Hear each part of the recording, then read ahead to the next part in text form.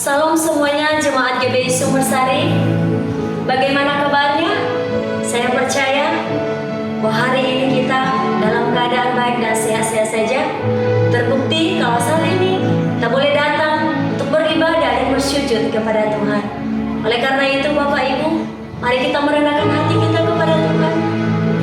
Mari kita naikkan ucapan syukur kita kepada Tuhan. Karena hanya Dia yang layak menerima ucapan syukur dan pujian kita. Mari kita berdoa. Bapa yang baik, Bapa yang begitu mengasihi setiap kami. Sungguh Tuhan, kami bangga mempunyai Allah yang seperti Engkau dan tidak pernah meninggalkan setiap kami. Terbukti Tuhan, pada saat ini kami boleh ada sebagaimana kami ada. Kami boleh datang bersujud dan menyembah Tuhan di tempat ini. Walaupun Tuhan kami di rumah kami masing-masing, tetapi kami percaya Tuhan, hadirat-Mu tetap ada di tengah-tengah kami masing-masing. Tuhan terima kasih, Tuhan terima kasih. Dan saat ini kami siap untuk memuji, memuliakan Tuhan. Kami siap untuk sujud di hadapan Tuhan pada saat ini. Khususnya kami seluruh jemaat GBI Sumbersari yang hadir beribadah saat ini di rumah masing-masing. Terima kasih Tuhan, terima kasih. Di dalam nama Tuhan Yesus kami berdoa dan siap untuk memuji Tuhan. Haleluya, amin. Mari kita naikkan ucapan syukur kita kepada Allah kita. Kita katakan pujian dan syukur untuk Tuhan.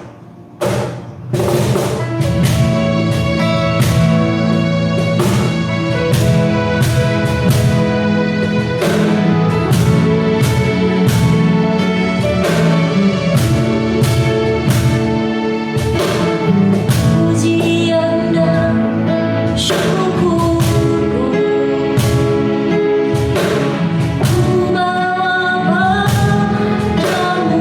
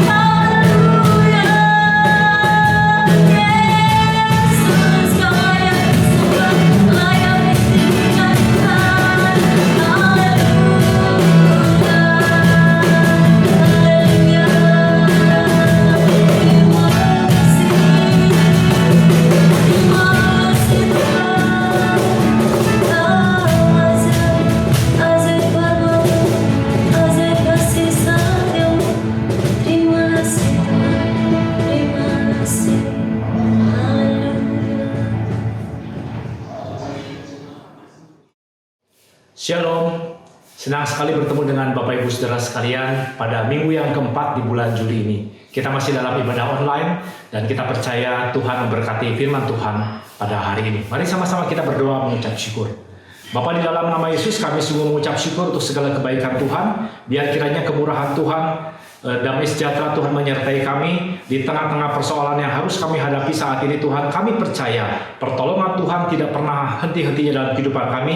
Kami percaya dengan iman kami, kasih setia Tuhan selalu menolong kami di dalam segala hal. Oleh karena itu, beri kepada kami kekuatan melalui firman Tuhan pada hari ini, supaya firman Tuhan boleh berakar dengan baik, boleh bertumbuh dengan baik, dan juga menghasilkan buah-buah yang baik di dalam kehidupan kami. Jamah juga hamba-Mu, apa yang disampaikannya semua hanya berasal dari Tuhan saja. Karena kami percaya semua yang berasal dari Tuhan akan menjadi berkat di dalam kehidupan kami. Terima kasih Bapa, kami sungguh mengucap syukur, hanya di dalam nama Tuhan Yesus kami sudah berdoa. Amin. Nah, Bapak Ibu Saudara sekalian, firman Tuhan pada hari ini saya beri judul percepatan iman. Mari sama-sama kita membaca kitab Roma pasal yang ke-12 ayat 1 sampai dengan ayat yang kedua. Roma 12 ayat 1 sampai dengan ayat yang kedua. Saya akan bacakan bagi Bapak Ibu Saudara sekalian. Karena itu saudara-saudara, demi kemurahan Allah, aku menasehatkan kamu supaya kamu mempersembahkan tubuhmu sebagai persembahan yang hidup, yang kudus, dan yang berkenan kepada Allah. Itu adalah ibadahmu yang sejati. Janganlah kamu menjadi serupa dengan dunia ini, tetapi berubahlah oleh pembaharuan budimu, sehingga kamu dapat membedakan manakah kehendak Allah, apa yang baik, yang berkenan kepada Allah, dan yang sempurna. Nah, Roma adalah ibu kota kerajaan Romawi. Roma adalah kota yang sangat padat. Roma adalah kota yang sangat ramai sekali. Di sana banyak sekali menawarkan kesenangan-kesenangan duniawi. Orang semua memuja kaisar, orang memuja dewa-dewa, dan banyak sekali orang yang tinggal di kota Roma. Kira-kira pada waktu itu jumlahnya 1 juta orang, dan mereka adalah dari berbagai bangsa. Nah, di antaranya Bapak Ibu Saudara sekalian, ada beberapa orang Kristen di sana. Orang Kristen ternyata di sana juga terbagi dua golongan. Ada orang Kristen yang non-Yahudi, ada orang Kristen yang Yahudi. Nah, pada saat mereka ada di sana, mereka akhirnya kehidupannya menjadi bias. Kehidupan mereka menjadi satu kehidupan yang terbawa oleh arus keadaan di kota itu. Mereka menawarkan kesenangan duniawi, hal-hal yang sifatnya semuanya kesenangan, sehingga akhirnya orang-orang Kristen baik yang Yahudi maupun yang non-Yahudi, mereka tidak bisa mengalami sebuah pertumbuhan yang baik. Mereka ikut kesenangan dunia ini dan mereka masuk dalam satu keadaan atau ke kota yang begitu luar biasa menawarkan kesenangan duniawi ini. Nah, oleh karena itu Rasul Paulus dia sengaja menulis surat Roma. Dia tulis dari kota Korintus untuk jemaat di kota Roma.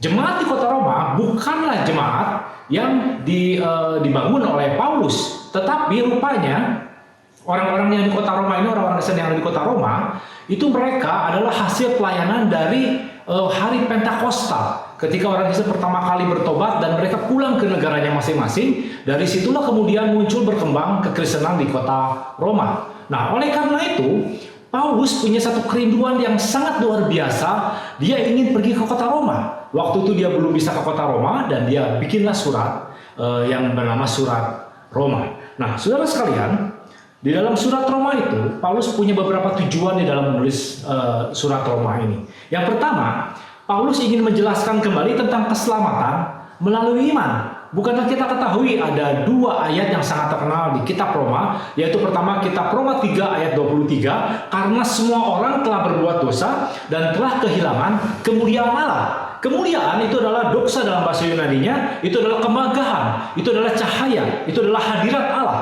Jadi maksud Paulus adalah setiap orang telah kehilangan kemegahan Allah, telah kehilangan cahaya Allah, telah kehilangan hadirat Tuhan. Dan dalam Roma 6 ayat yang ke-23 berbunyi demikian, sebab upah dosa adalah maut. Upah dalam bahasa Yunani-nya adalah opsonion atau bayaran. Nah, maut itu adalah kematian. Jadi maksudnya adalah bayaran dosa itu adalah sebuah kematian. Tentunya setiap orang akan mati, saudara sekalian, dan akan menghadapi penghakiman. Tetapi karena kasih karunia, karena kemurahan Tuhan dengan iman kita, kita mendapat hidup yang kekal di dalam Kristus Yesus. Demikian Roma 6 ayat yang ke-23 menyampaikan hal yang sangat luar biasa ini. Nah, yang kedua, Bapak Ibu Saudara sekalian, Rasul Paulus mengingatkan kembali supaya orang-orang Kristen Yahudi melepaskan ikatan atau aturan-aturan keyahudian.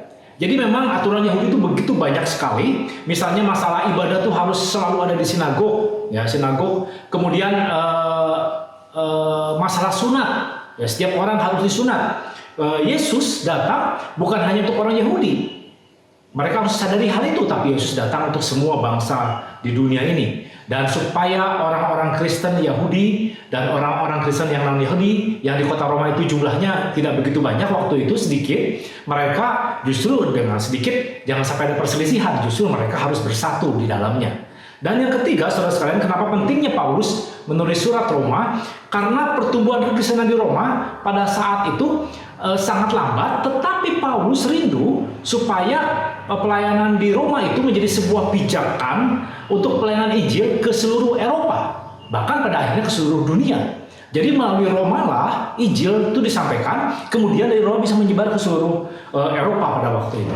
Karena Paulus sendiri mendefinisikan Injil dalam kitab Roma itu sebagai kekuatan Allah yang menyelamatkan. Jadi saudara sekalian, Injil itu adalah kekuatan Allah yang menyelamatkan. Injil menyelamatkan semua bangsa, baik Yahudi maupun non-Yahudi. Itu kerinduan Paulus untuk dia menyampaikan surat Roma ini. Ketika Paulus ditangkap di Yerusalem dan kemudian dia ingin dibunuh oleh orang-orang Yahudi pada waktu itu karena dia memberitakan tentang Yesus. Kemudian waktu itu oleh tentara Romawi dibawalah ke Kaisarea, saudara sekalian. Di Kaisarea itu juga orang-orang dari Yerusalem itu terus mengejar untuk mengambil Paulus. Nah, Paulus sendiri, sebagaimana kita ketahui, walaupun dia orang Yahudi, tapi dia adalah warga negara dari Romawi. Oleh karena itu, sebetulnya Paulus punya hak ketika dia ada di pengadilan, dia bisa dilepaskan daripada persoalan ini. Tetapi Paulus sengaja dia banding ke Roma atau ke Kaisar dengan tujuan apa? Supaya dia bisa datang ke kota Roma dan mengabarkan Injil di kota Roma, saudara sekalian. Saudara, itulah yang menjadi kerinduan Paulus bagi jemaat di Roma. Sampai-sampai dia seharusnya bisa luput dari penjara, tapi dia sengaja banding dan pergi ke Roma. Tetapi Bapak Ibu saudara sekalian, sebagaimana kita ketahui, bukankah 300 tahun kemudian Roma menjadi kerajaan Kristen? Jadi apa yang Rasul Paulus impikan selama itu menjadi sebuah kenyataan, saudara sekalian. Walaupun membutuhkan waktu yang cukup panjang, tetapi itulah saudara yang Paulus inginkan untuk jemaat di kota Roma. Nah, rupanya pertumbuhan kekristenan di Roma sebelum Paulus menulis surat itu memang sangat lambat. Ditambah lagi tadi saya katakan ada perselisihan antara orang Yahudi dan orang non-Yahudi walaupun mereka sama-sama orang Kristen. Dan juga saudara sekalian ada tekanan dari pemerintah Romawi. Nah, di dalam Roma 12 ayat 1 sampai dengan ayat yang kedua, tadi saudara sekalian saya garis bawahi bahwa dikatakan di sana orang-orang di Roma itu sulit mengetahui kehendak Allah dalam ayat yang pertama. Buktinya Paulus mengatakan bahwa mereka serupa dengan dunia ini dan juga bingung memutuskan yang baik atau tidak. Jadi pertama mereka sulit mengetahui kehendak Tuhan.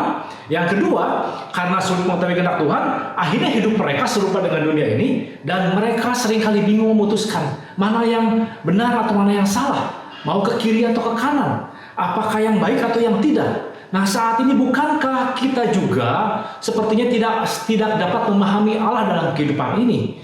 Bukankah kita juga sulit mengerti kehendak Tuhan di dalam hidup kita? Kita merasa jauh dari Tuhan dan tiba-tiba muncul masalah seperti sekarang masalah pandemi ini, COVID-19 ini. Kita selain takut tertular, kita menghadapi masalah ekonomi di dalam kehidupan ini dan bahkan ada beberapa hubungan keluarga akhirnya menjadi renggang. Ibadah tidak bisa dilakukan lagi, saudara sekalian, seperti ibadah yang biasa kita lakukan. Itu yang terjadi. Kita seringkali merasa bahwa Tuhan ada di mana? Kok Tuhan tidak tolong saya? Nah, sama seperti jemaat di Roma, karena mereka sulit mengerti kehendak Allah, mereka akhirnya menjadi serupa pola pikirnya dengan dunia ini, saudara sekalian. Dan mereka juga bingung memutuskan mana yang baik dan yang tidak. Nah, padahal Bapak Ibu Saudara sekalian, kehendak Allah bisa kita mengerti di dalam sebuah kedewasaan rohani. Kehendak Tuhan bisa kita mengerti kalau kita mengerti pola pikirnya Tuhan.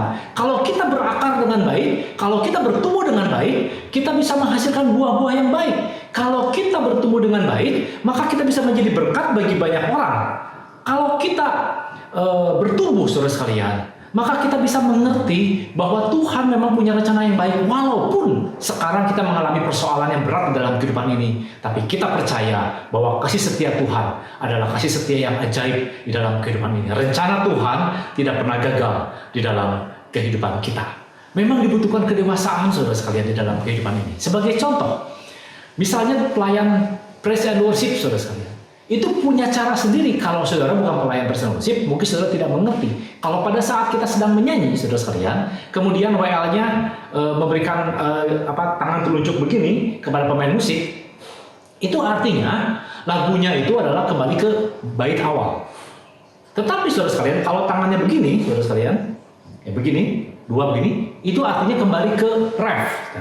Jadi ada aturannya, bukan di dalam kita melayani di dalam musik. Mungkin orang-orang yang biasa tidak mengerti apa artinya. Tetapi seorang pelayan praise and worship harus mengerti tentunya apa arti dari gerakan tangan tersebut. Nah, oleh karena itu saudara sekalian, begini juga saudara, kalau tangan saya begini saudara, ini juga tadi kata kalau WL begini, itu artinya dia bilang bahwa baitnya pindah ke bait yang pertama, kalau begini pindah ke ref.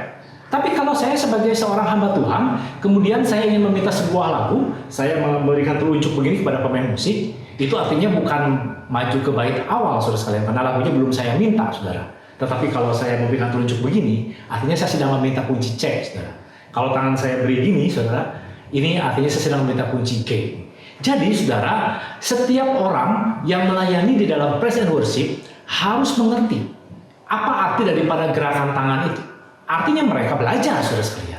Ketika mereka belajar, mereka mengerti, ya menjadi dewasa, karenanya mereka mengerti aturan-aturan daripada bermusik itu, mereka akhirnya bisa mengerti apa yang dimaksud dengan gerakan tangan tersebut.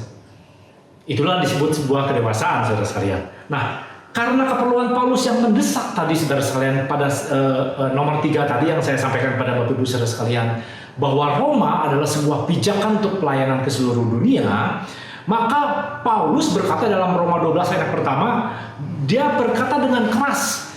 Dia katakan ini, aku menasehatkan kamu. Menasehatkan itu dia ingin memberitahu bahwa ini loh, yang benar tuh seperti ini, kira-kira begitu. Ya, menasehatkan kamu supaya mereka bisa berubah di dalam kehidupannya. Paulus mendesak supaya jemaat Roma mengalami sebuah percepatan iman di dalam kehidupannya. Nah, bagaimana langkahnya? Langkahnya yang tadi kita baca di dalam Roma 12 ayat 1 sampai dengan ayat yang kedua itu. Yang pertama, saudara sekalian, adalah mempersembahkan tubuh kita sebagai persembahan yang hidup dan yang berkenan kepada Tuhan. Jadi, saudara, mempersembahkan tubuh adalah begini, saudara. Tadinya kita hidup untuk satu kehidupan kesenangan duniawi kita. Kita hidup, mungkin kita tidak punya arah. Kita hidup, mungkin kita tidak pernah memikirkan Tuhan.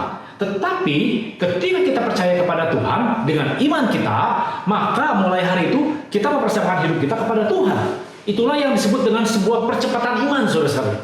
Kita beralih, tadinya kita tidak peduli akan segala kebaikan Tuhan, sekarang kita merasakan Allah begitu luar biasa di dalam kehidupan kita. Dan orang yang berubah, itu artinya mengalami sebuah transformasi, saudara-saudara. Itulah yang Paulus rindukan. Bagaimana mempersembahkan tubuh ini atau mempersembahkan hidup kita sebagai sebuah persembahan yang hidup dan berkenan kepada Tuhan. Supaya kehidupan kita senantiasa boleh menyenangkan hati Tuhan. Bukankah di dalam Alkitab ada kisah tentang seorang bernama Simon? Simon, dia adalah seorang nelayan. Tapi kemudian ketika dia mengiring Yesus, dia bertransformasi menjadi seorang rasul, Petrus. Dia berkhotbah, saudara sekalian, pada hari Pentakosta dan 3.000 orang bertobat dan dibaptis, saudara sekalian. Bukankah adalah satu peristiwa yang sangat luar biasa? Petrus, tadinya dia seorang yang ngomong dulu baru dipikir, saudara sekalian. Dia banyak ngomong, bahkan dia sempat berbohong, bahkan mengkhianati Tuhan Yesus. Tapi ketika pada hari Pentakosta, dia pertama kali berbicara kepada jemaat di Yerusalem pada waktu itu, sehingga dia menyampaikan firman Tuhan, sehingga setiap orang mendengarkan firman Tuhan, dan seperti yang tadi disampaikan, 3.000 orang bertobat menerima Tuhan. Bukankah ini sebuah transformasi dalam kehidupan Petrus, saudara-saudara? Demikian juga dengan Saulus. Saulus adalah penganiaya jemaat. Saulus, dia meminta surat kepada pemerintah Romawi untuk membunuh orang-orang Kristen yang ada di kota Damsyik. Ketika dalam sebuah perjalanan ke kota Damsyik, dia bertemu dengan Tuhan. Dan ketika dia bertemu dengan Tuhan, hidupnya berubah 180 derajat. Tadinya dia adalah penganiaya jemaat, saudara-saudara. Tapi sekarang dia menjadi orang yang menjadi pemberita Injil dan menyelamatkan banyak-banyak jiwa, saudara, melalui pelayanan Paulus. Bahkan Paulus adalah orang yang melayani sampai keluar daripada lingkungan Yahudi. Dia melayani ke seluruh Eropa. Kalau sampai hari ini kita boleh percaya kepada Tuhan Yesus, saudara sekalian, itu pada awalnya berkat pelayanan daripada Rasul Paulus sendiri. Karena dia orang yang berani melayani sampai keluar daripada Yerusalem. Dan dia melayani begitu luar biasa. Nah, Bapak Ibu saudara sekalian, bukankah Petrus dan Paulus mengalami sebuah transformasi di dalam kehidupannya? Mereka mempersembahkan hidupnya kepada Tuhan. Mereka mempersembahkan hidupnya yang berkenan, yang indah kepada Tuhan, saudara sekalian. Itulah yang Tuhan rindukan di dalam kehidupan kita. Maukah kita masing-masing, Bapak Ibu saudara sekalian, mempersembahkan hidup kita yang tadinya mungkin kita tidak punya arah, tidak punya tujuan, tapi ketika kita bertemu dengan Tuhan, kita percaya kepada Tuhan, kita mengalami perkara-perkara yang luar biasa bersama dengan Tuhan, dan kita mengalami hal yang ajaib. Kita persembahkan hidup kita hanya kepada Tuhan. Nah, Bapak Ibu saudara sekalian, dalam kondisi seperti saat ini, saudara, mari kita menjadi dewasa di dalam Tuhan. Kita belajar justru. Sekarang kita punya waktu banyak untuk belajar firman Tuhan. Di masa-masa seperti ini, kita punya banyak waktu luang berkumpul dengan keluarga, untuk membangun mesbah keluarga, untuk sama-sama beribadah di rumah, saudara sekalian, dan belajar banyak firman Tuhan, supaya kita boleh mengerti segala kebenaran firman Tuhan, dan kita bisa terus mempersembahkan hidup kita hanya kepada Allah saja. Dan yang kedua, Bapak Ibu saudara sekalian, Paulus mendesak supaya jemaat di Roma mengalami sebuah percepatan iman, supaya mereka bisa berubah di dalam hidupnya, saudara sekalian. Bukankah dikatakan di dalam ayat yang kedua mengalami sebuah pembaharuan budi? Pembaharuan budi artinya berubah dalam sikap dan karakter hidupnya, saudara sekalian. Bukan fisik yang berubah. Bukankah saudara ketika kita percaya kepada Tuhan tidak ada perubahan dalam fisik kita? Tidak ada kan orang yang tadinya kulitnya hitam jadi putih karena kita percaya Tuhan, atau yang pendek jadi tinggi karena percaya Tuhan. Tidak, bukan. Tapi saudara, yang berubah adalah sikap dan karakter hidup kita. Karakter atau sikap hidup kita yang tadinya kita persembahkan untuk hal-hal yang buruk, saudara. Tapi kita mulai berubah. Kita mulai belajar mempersembahkan karakter atau sikap kita untuk hal yang baik bersama dengan Tuhan. Saudara tahukah, 90% keberhasilan itu adalah karakter dan sikap. Jadi karakter dan sikap menentukan keberhasilan hidup kita. Mungkin saudara pintar, mungkin saudara kaya, tapi saya ingin sampaikan kepada Bapak Ibu saudara sekalian bahwa karakterlah yang akan membuat kita mencapai puncak dan akan terus bertahan di puncak, saudara sekalian. Karakterlah yang akan membuat hidup kita menjadi berkat bagi banyak orang. Oleh karena itu mari memiliki satu karakter yang baik seperti yang Paulus rindukan bagi jemaat di kota Roma, supaya mereka mempersembahkan tubuhnya sebagai persembahan yang hidup, dan juga mereka memiliki karakter diperbaharui terus-menerus pembaharuan budi mereka, atau karakter, atau sikap mereka, atau attitude mereka. Kalau kita membaca firman Tuhan, kalau kita sering kali merenungkan firman Tuhan, maka firman Tuhan pasti akan mengubah hidup kita, pasti akan mengubah sikap hidup kita, pasti akan mengubah keberadaan hidup kita, saudara sekalian. Oleh karena itu, saudara, mari kita mulai berubah dalam sikap kita. Kita bertumbuh dalam karakter yang benar di dalam Tuhan. Jadi Bapak Ibu saudara sekalian, kalau dua hal ini kita laksanakan dalam kehidupan ini, maka Paulus mengatakan bahwa kita bisa membedakan mana yang baik dan yang buruk, mana yang benar dan salah. Kita mau ke kiri atau ke kanan, kita mau maju atau mundur, kita akan mengalami perkara-perkara yang baik bersama dengan Tuhan. Tuhan akan ingatkan kita, Tuhan akan memberi kepada kita hikmat dari Tuhan sehingga kita bisa mengerti. Sebagai contoh Bapak Ibu saudara sekalian, saya tidak tahu saudara, apakah saudara mengerti laptop ini saudara adalah laptop murah atau laptop mahal, saudara. Tapi kalau orang yang ahli pasti tahu ini laptop ini murah atau mahal. Jam yang saya pakai ini jam yang mahal atau jam yang murah. Ya. Orang biasa mungkin tidak tahu, tapi orang yang ahli, orang yang mengerti, dia pasti tahu jam ini mahal atau murah. Baju yang saya pakai, Bapak Ibu Saudara sekalian, ini baju murah atau baju mahal. Orang yang mengertilah yang bisa, saudara, tahu baju ini mahal atau murah. Nah, demikian juga saudara, kalau kita ada di dalam Tuhan, kalau kita mengalami hal yang baik bersama dengan Tuhan, kita mempersembahkan hidup kita hanya kepada Tuhan, maka firman Tuhan jelas katakan kita akan diperbaharui di dalam karakter, sikap hidup kita, pengertian kita, hikmat dari Tuhan akan menyertai hidup kita, sehingga kita bisa mengerti, kita melalui sebuah kedewasaan, mana yang baik, mana yang benar dalam kehidupan ini, mana yang berkenan kepada Tuhan, mana yang tidak. Nah, oleh karena itu, ketika kita melalui sebuah persoalan dalam kehidupan ini, kita juga akan tahu bahwa persoalan ini adalah untuk membentuk kehidupan kita semakin indah di dalam Tuhan. Oleh karena itu, Bapak Ibu Saudara sekalian, mari kita bertransformasi dengan mempersembahkan tubuh sebagai persembahan yang hidup. Kita mau berubah dalam pembaharuan budi dan karakter hidup kita, maka kita bisa membedakan mana yang baik, mana yang salah, mana yang benar atau mana yang tidak, saudara sekalian. Dan kita menjadi orang-orang yang berhasil. Walaupun di tahun ini kita mengalami masalah, kita mengalami pandemi, saudara sekalian, kita mengalami mungkin keadaan ekonomi yang kurang baik, kita menghadapi banyak persoalan dan masalah, tapi kita percaya, kita tahu, kita mengalami sebuah kedewasaan rohani yang membuat hidup kita mempersembahkan hidup hanya kepada Tuhan saja, dan kita juga berubah dalam sikap hidup kita. Kita mengerti bahwa Allah punya satu rancangan yang baik dalam kehidupan ini. Kita sedang mengalami sebuah percepatan iman, saudara sekalian, dalam kehidupan ini. Itulah yang Allah rindukan dalam kehidupan kita. Allah membutuhkan Anda untuk sebuah percepatan iman, untuk menghasilkan buah, untuk menjangkau banyak-banyak jiwa di dalam kehidupan ini.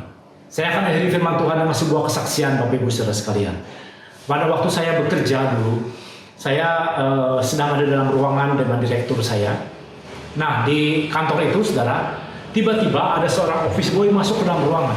Padahal biasanya office boy kalau tidak dipanggil, mereka tidak berani masuk ke dalam ruangan direksi, saudara sekalian. Mereka tentunya karena sifatnya lebih rendah, dan mereka tidak berani kalau tidak disuruh masuk ke dalam ruang direksi. Jadi kami sedang ngobrol, saudara, dengan direktur saya. Tiba-tiba office boy ini namanya Pak Komar. Pak Komar ini masuk ke dalam ruangan dan langsung dia tanpa mengetuk pintu, dia buka pintunya, saudara. Dan saya lihat matanya sudah berkaca-kaca, saudara. Jadi saya kaget. Maaf bicara, saya mungkin ini ada yang sakit atau maaf ada yang meninggal atau bagaimana. Direktur saya juga kaget. Dia tanya, Pak Komar ada apa? Terus Pak Komar ini mulai bercerita dengan mata yang berkaca-kaca, saudara. Bapak kan tahu kan bahwa di kantor ini di pojok ada satu tanah yang tersisa sedikit, yang waktu itu pernah dibilang oleh Pak Direktur untuk ditanam pohon-pohonan supaya bisa menghasilkan sesuatu, katanya begitu. Nah, saudara, akhirnya saya tanam pohon pisang, katanya begitu. Nah, pohon pisang ini, saudara, itu tanam paling ukurannya 3x2, saudara, ya, di pojok begitu ya. Pasang pohon pisang pun menurut saya paling hanya 2-3 pohon. Dia bilang begini, saya tanam pohon pisang di sana, dan pisang itu sudah mau berbuah. Pada saat setiap kali mau berbuah dan mau dia panen, istilahnya begitu, dan mungkin dia kalau udah dipanen dibagi ke anggota di kantor, kan senang ya, saudara, ya, dibagi-bagi itu. Padahal kan pisang harganya sangat murah menurut saya begitu. Jadi dia bilang begini, setiap kali mau dipanen pisangnya hilang, saudara. Jadi setiap kali mau dipanen pisangnya selalu ada yang curi. Entah siapa yang mencurinya, saudara sekalian. Tapi Pak Komar ini, dia berkata dengan sangat emosional, sampai-sampai dia orang yang sifatnya rendahan begitu ya, pegawai rendahan, tapi dia sampai masuk ke kantor dan berani berkata kepada direktur saya, saking emosinya, keselnya, karena apa? Karena pisang yang hanya beberapa sisir itu hilang, saudara sekalian. Padahal dalam hati saya pikir pisang itu kan murah, tinggal beli aja di pasar begitu ya. Jadi saudara, akhirnya direktur saya bilang begini, baik, nanti saya akan tanya satpam supaya dijaga lebih baik lagi. Nah, setelah Pak Komar ini keluar, saudara sekalian, saya dengan Pak Direktur tidak kuasa menahan tawa, saudara ya. Jadi kami semua tertawa, ada-ada aja dikirain ada masalah besar, katanya kira-kira begitu ya. Nah, betul memang, saudara sekalian, buat kami, buat kita, itu adalah masalah yang biasa, masalah yang kecil mungkin, saudara. Karena tadi saya katakan pisang harganya berapa sih? Sangat murah, bukan? Tapi Bapak Ibu Saudara sekalian, ketika malam hari saya di rumah, saya berdoa, saya merenungkan firman Tuhan, saya merenungkan peristiwa tadi siang, saudara. Peristiwa Pak Komar masuk ke ruang direktur. Saudara, Tuhan ingatkan saya Bukankah di dalam setiap kehidupan kita, kita diberikan ladang misi kita masing-masing? Mungkin ladang misi itu bukan ladang misi yang besar. Mungkin itu adalah sebuah keluarga kita. Mungkin itu adalah sekolah kita. Mungkin itu adalah tempat kerja kita. Mungkin itu adalah tidak sesuatu yang signifikan, sangat luar biasa di dalam kehidupan ini. Tapi Tuhan mempercayakan dalam kehidupan kita supaya kita menjadi berkat bagi orang-orang di sekitar kita. Tuhan akan sangat sedih, saudara sekalian, kalau tiba-tiba kita menghilang, kalau tiba-tiba kita hancur, kalau tiba-tiba kita tidak menjadi berkat, saudara sekalian. Kalau tiba-tiba kita tidak tahu ada di mana, saudara. Dan Tuhan akan sangat sedih kalau kita tidak bisa menjadi berkat bagi banyak orang, saudara sekalian. Kita mungkin menganggap bahwa itu adalah peristiwa yang remeh, tapi bagi Tuhan, saudara, jiwa itu adalah hal yang sangat luar biasa. Oleh karena itu, saudara, satu jiwa bertobat, malaikat Tuhan akan bersorak-sorai. Mari saudara, dimanapun kita berada, ditempatkan saudara sekalian. Kita mau terus mengerti kehendak Tuhan di dalam kehidupan kita. Kita menjadi dewasa di dalam kehidupan kita. Sama seperti Rasul Paulus menulis surat kepada jemaat di Roma, saudara, untuk mengalami sebuah percepatan iman. Mari kita mempersembahkan hidup kita sebagai persembahan yang hidup kepada Tuhan. Dan juga kita mau berubah di dalam sikap hidup kita, supaya kita boleh mengalami perkara-perkara yang besar bersama dengan Tuhan. Bapak Ibu Saudara sekalian, mendirikan sebuah gereja adalah sebuah kebanggaan bagi Allah. Namun menjadikan gereja itu bertumbuh dan menjangkau banyak jiwa yang terhilang adalah kerinduan Allah bagi dunia ini. Jadi, saya yakin kalau kita minta percepatan untuk pertumbuhan jemaat dan gereja ini, Allah pasti akan menjawab, karena itu juga kerinduannya di dalam kehidupan kita. Mari kita berdoa mengucap syukur kepada Tuhan. Bapak, terima kasih untuk kebaikan Tuhan dan kemurahan Tuhan dalam kehidupan kami. Ajar kami mengalami percepatan iman dalam kehidupan ini. Ajar kami Tuhan untuk boleh mengalami kedewasaan rohani dalam hidup kami. Dan kami bisa mengalami pertumbuhan yang baik ya Tuhan di dalam Tuhan. Kami mempersembahkan hidup kami hanya kepada Tuhan sebagai persembahan yang kudus dan yang berkenan kepada Tuhan. Dan kami juga boleh mengalami pembaharuan budi kami Tuhan. Kami boleh mengalami perubahan karakter dan sikap yang indah di dalam Tuhan. Kami menjadi berkat bagi banyak orang. Kami mungkin ditempatkan Tuhan di ladang misi kami masing-masing. Apakah dalam sebuah keluarga, dalam tempat pekerjaan, dalam sekolah, atau dimanapun kami berada. Kami tahu Tuhan, jadikan kami alat yang berguna di tangan Tuhan. Jadi jangan jadikan kami menjadi orang-orang yang tidak bertumbuh di dalam Tuhan. Tetapi kami boleh mengalami kedewasaan rohani yang baik. Kami menjadi berkat bagi banyak orang. Di tengah-tengah pandemi saat ini Tuhan, di tengah-tengah persoalan yang sangat sulit, kami tetap percaya bahwa Tuhan akan selalu memberkati kami, menolong kami. Dan ketika kami mulai mengalami kedewasaan rohani, kami percaya Tuhan bahwa rancangan Tuhan, rencana Tuhan tidak pernah gagal di dalam kehidupan kami. Terima kasih Bapak, kami sungguh mengucap syukur untuk kebaikan Tuhan. Biar damai sejahtera Tuhan selalu menyertai kami, menolong kami di dalam segala hal. Kasih setia Tuhan, ajaib dan luar biasa di dalam kehidupan ini. Terima kasih Bapak, kami mengucap syukur hanya dalam nama Yesus. Amin. Puji Tuhan. Aku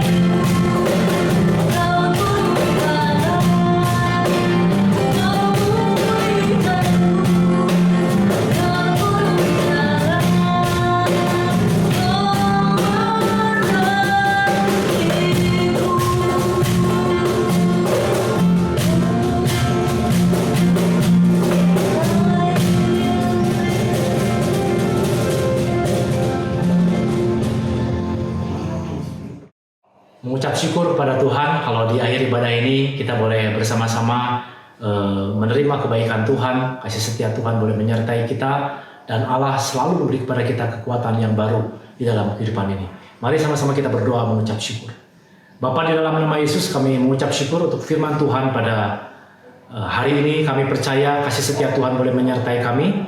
Ajar Tuhan supaya seperti kerinduan Paulus bagi jemaat di kota Roma, supaya mereka boleh mengalami sebuah percepatan iman. Beri kepada kami kekuatan ya Tuhan, untuk kami boleh terus bertumbuh di dalam Tuhan. Kami mempersembahkan hidup kami sebagai persembahan yang hidup dan berkenan kepada Tuhan, dan kami juga boleh berubah di dalam sikap karakter hidup kami. Terima kasih Bapak, kami mengucap syukur. Biar kiranya jemaat di GBI Sumbersari kami boleh mengalami segala kebaikan Tuhan, mengalami percepatan iman, kami boleh mengalami kedewasaan rohani, kami boleh mengerti bahwa Tuhan punya satu rancangan yang indah dalam kehidupan kami. Di tengah-tengah persoalan yang harus kami hadapi saat ini, Tuhan yang selalu memberkati kami senantiasa. Bapak, terima kasih untuk kebaikan Tuhan. Kami terus berdoa bagi setiap saudara-saudara kami yang saat ini sedang berbeban berat, mengalami persoalan masalah. Beri mereka kasih setia Tuhan yang ajaib itu, supaya mereka boleh bertumbuh di dalam Tuhan, boleh mengalami segala kemurahan Tuhan dalam kehidupannya. Karakter mereka juga boleh diubahkan oleh Tuhan, sehingga mereka boleh mengerti bahwa Tuhan punya satu rencana yang baik dalam kehidupan saudara-saudara kami ini. Kami percaya Tuhan akan menyelesaikan setiap masalah yang sedang dihadapinya. Demikian juga bagi saudara-saudara kami yang sakit, kami percaya Tuhan juga menjadi jalan keluar bagi saudara-saudara kami ini.